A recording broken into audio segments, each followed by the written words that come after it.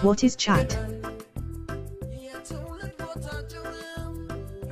With the negative media attention given to chat, I thought someone should paint a more accurate picture of this plant's effect.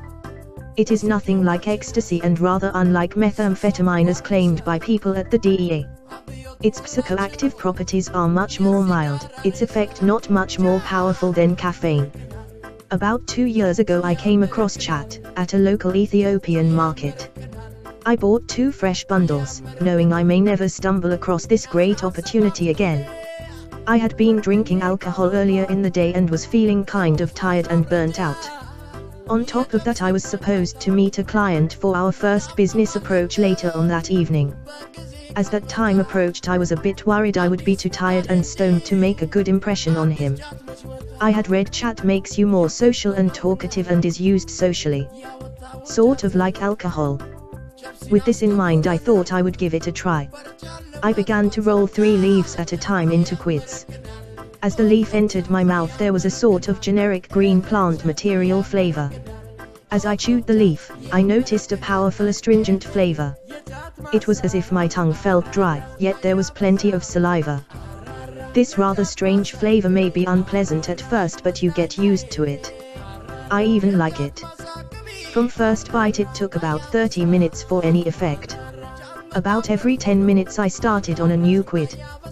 When the plant material loses the astringent flavor, it's spent. After I had chewed 12 leaves, I was starting to feel my fatigue dissipating. My thoughts became more clear. Like some good coffee at best. As I chewed 3 more quids over the next half hour, I noticed the effects increase and change slightly. I continued to become more clear-headed and alert until I just felt normal. I felt as though it was 12 in the afternoon after a restful night's sleep. A new very mild feeling of well-being set in.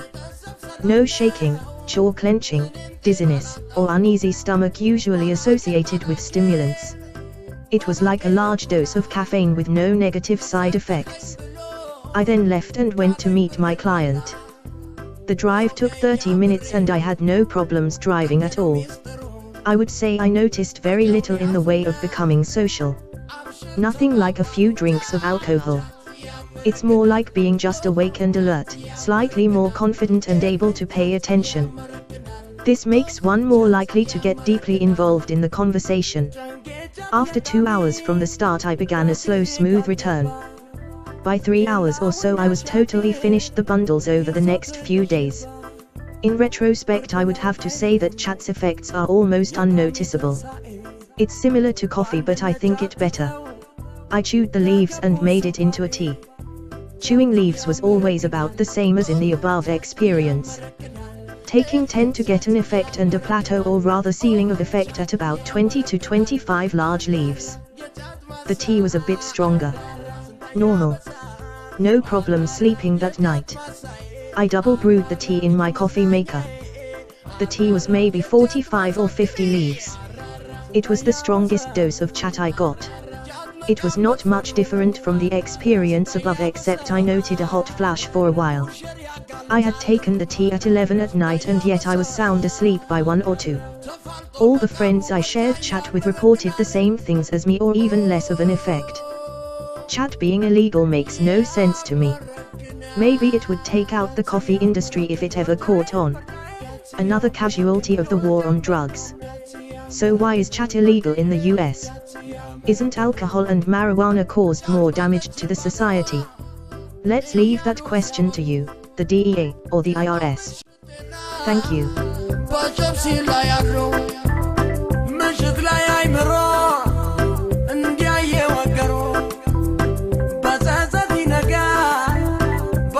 Psycho